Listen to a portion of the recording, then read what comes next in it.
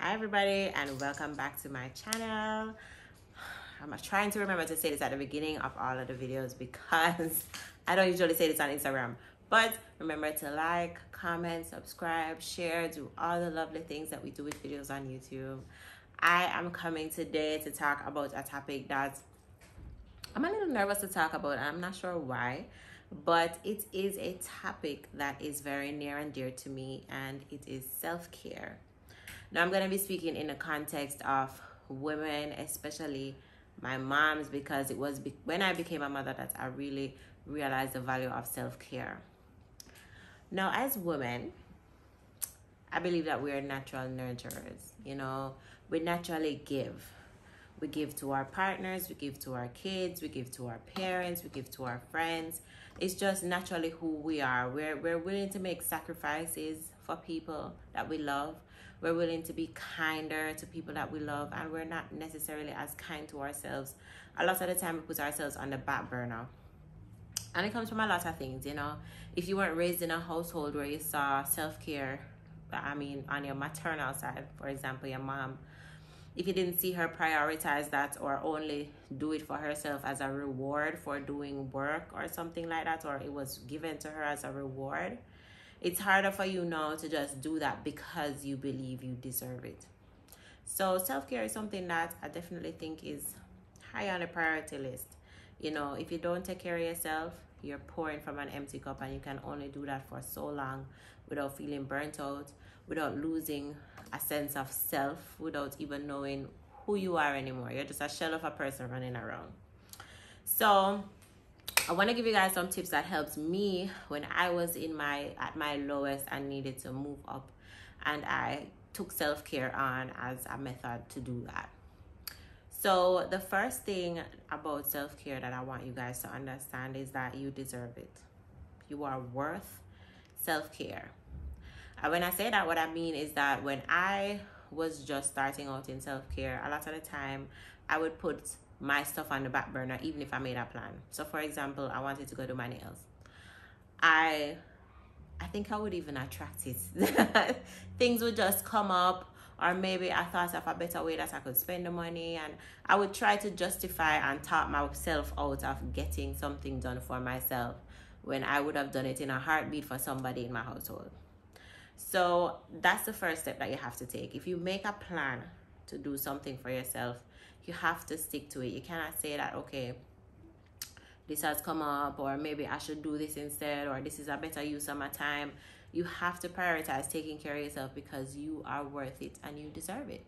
Especially as a mom. Like I would have to leave my daughter with my partner, and trust me, sometimes I was just like, oh my God, is this house gonna burn down? Like I would make scenarios in my head that were non-existent, because as soon as I left the house, she was probably falling asleep anyway, not even thinking about me.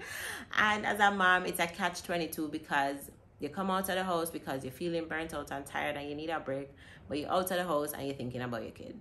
It's just you can't win. So you have to just make the decision that you're gonna do it regardless. Okay, now the second thing that I want to tell you guys to do is to make a list of things you like to do.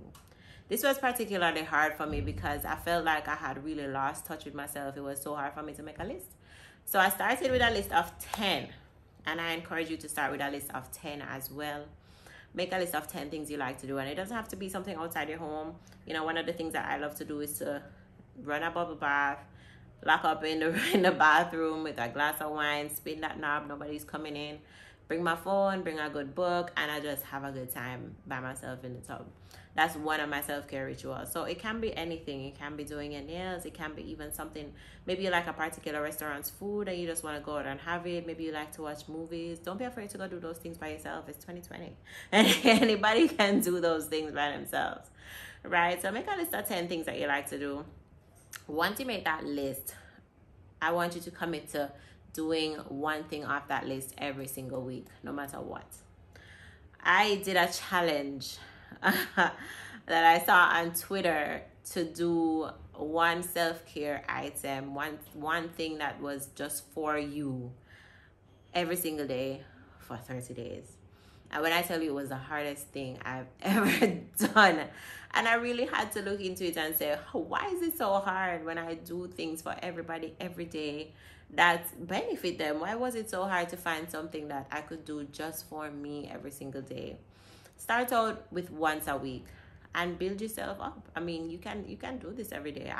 I did it. I don't know how I did it, but I did it.